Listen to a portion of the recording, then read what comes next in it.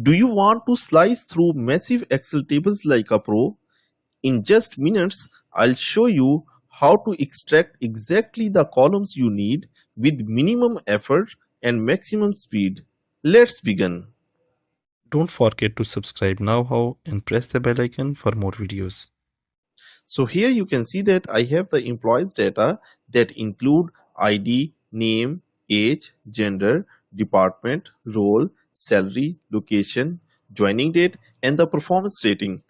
And from this data, if I only need the data related to the names, role, salary, and the performance rating, then most of us start copying the data from the parent table. Like for example, if we need names, we will go to the parent data and we will copy it and then we will paste it into the new place. But this will take much longer time and there are more chances of error if we do this manually. And think about if the data is even bigger than this one, then it will be impossible to do this. Now let me tell you the more professional approach to do this. I am going to press Ctrl Z to revert these changes, and here I will make use of the CHOOSECOLS function. So here I will write equal CHOOSECOL,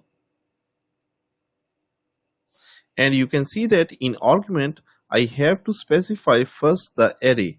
Array is actually the whole data set, so I'll select the data. After this, I'll put comma. Next, I need to specify that which columns from the parent data I need. So I just need to provide the numbers of the columns. So you can see that as the names are provided in the second column, so I'll write 2. After this, I need to give the role, and role is present in the 6th column, so I'll write 6. Again comma. Next I need salary, and it is present in 7th column, so I'll write 7.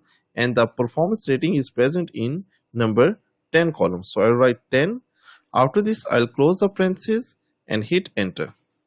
So you can see that with just a single click, our data is ready. If this trick saved you time, imagine what the rest of Excel can do for you.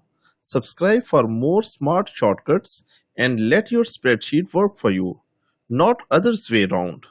Thanks for watching. See you next time.